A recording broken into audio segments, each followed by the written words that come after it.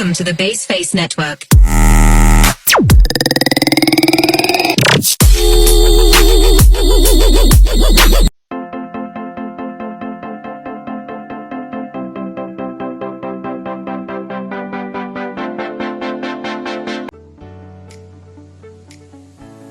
Perkembangan bahasa kanak-kanak 0 hingga 2 tahun.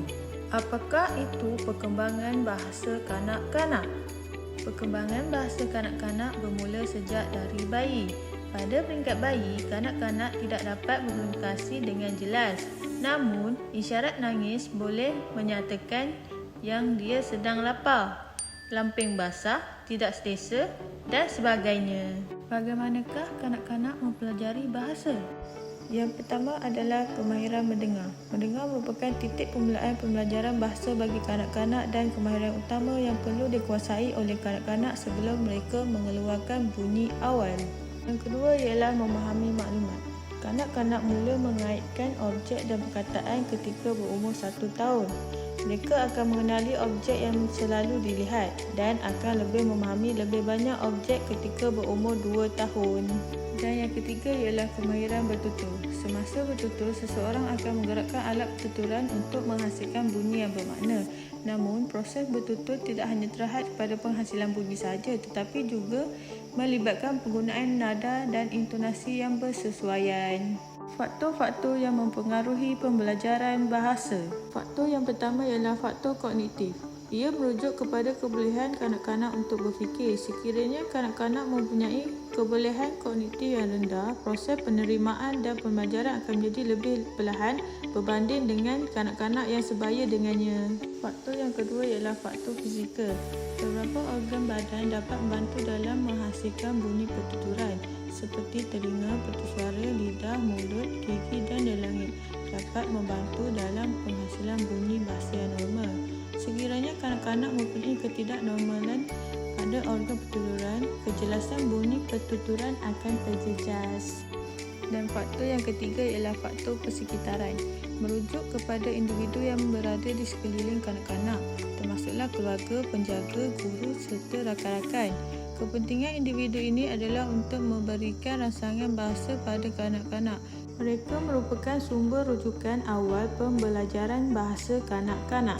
Perkembangan bahasa kanak-kanak ketika bayi. Bayi tidak dapat berinteraksi secara jelas dengan orang lain. Bayi hanya menangis untuk meluahkan perasaan dan bunyi yang terkeluar daripada mulut bayi cuma terlihat dalam bentuk tangisan.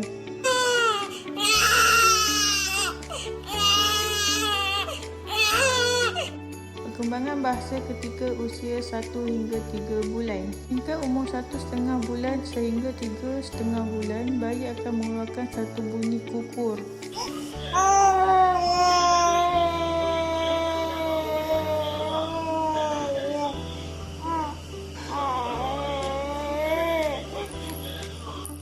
Dan kepalanya akan menoleh dan matanya akan melihat ke arah bunyi apabila seseorang cuba memanggilnya.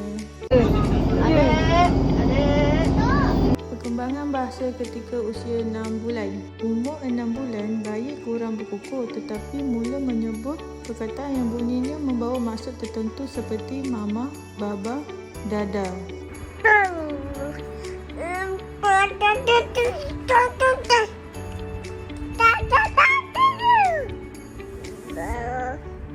Perkembangan bahasa kanak-kanak usia 12 bulan hingga 18 bulan. Pada peringkat ini, kanak-kanak sudah dapat menutur perkataan. Oleh itu, kanak-kanak hendaklah diberi peluang untuk bercakap agar emosinya tidak terganggu. Tetapi, pada masa ini juga mereka sudah mula belajar berjalan. Jadi, mereka lebih menumpukan perhatian kepada berjalan dan melupakan bahasa dalam seketika. Apabila sudah dapat berjalan, mereka akan memberikan tumpuan semula kepada perkembangan bahasanya. Namun, hanya sedikit perkataan yang dipelajarinya sehinggalah umur 18 bulan. Mereka sudah boleh menggunakan perkataan ketika bermain atau bersendirian.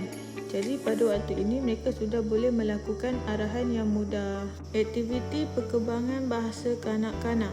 Yang pertama ialah aktiviti bercerita menggunakan prop atau topeng. Dan yang kedua ialah meniru ekspresi wajah bayi.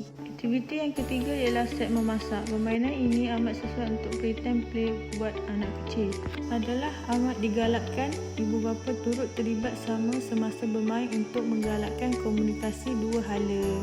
Aktiviti yang keempat ialah set doktor. Set kelengkapan permainan doktor boleh juga dibeli oleh ibu bapa untuk menggalakkan anak-anak berimajinasi dan berkomunikasi semasa bermain.